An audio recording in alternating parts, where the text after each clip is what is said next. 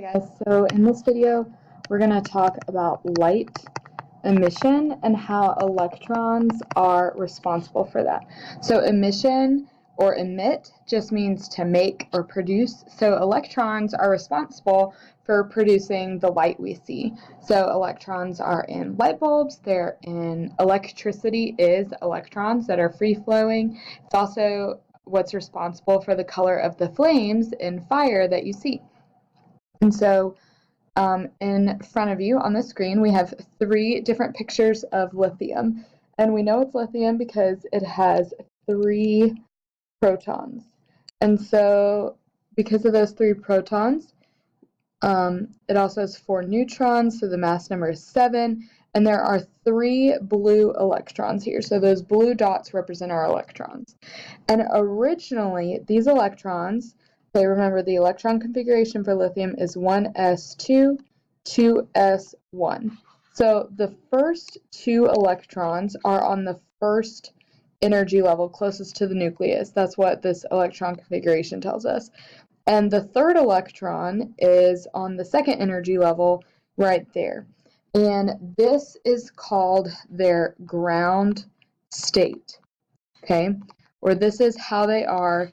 It's also their original state, where they are normally.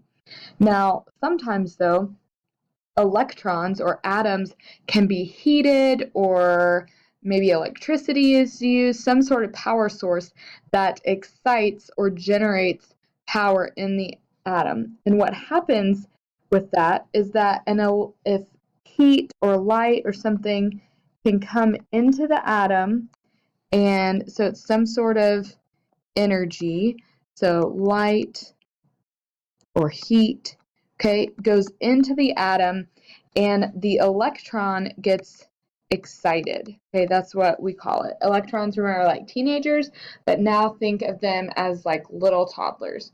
Okay, what happens when a toddler gets excited? Maybe Halloween, too much candy, they start jumping up and down, and that's exactly what electrons do. When they absorb the energy, they jump to a higher energy level that can accommodate all of the extra energy. And so now what happens is so these 2 electrons have kind of stayed the same, but now this outer electron is now on the 3rd energy level instead of the 2nd, where the 3rd energy level before was empty. So here it absorbed energy, and now it's in what we call the excited state, okay? Or this is the state of added energy. It's moved its energy levels. But the excited state is unstable, meaning it cannot be that way forever. The same way that toddlers absorb all that sugar at Halloween and then they're all excited and they're jumping around, but it's not stable. They can't last forever. Eventually, they have to fall down and take a nap. Electrons do almost the same thing. They have to release energy in order to go back. So they release energy. And when they release energy, they release it in the form of light. And depending on how much energy it is, depends on the color of light. So different amounts of energy.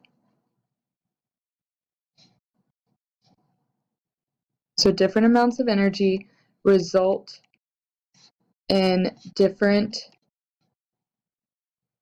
colors of light.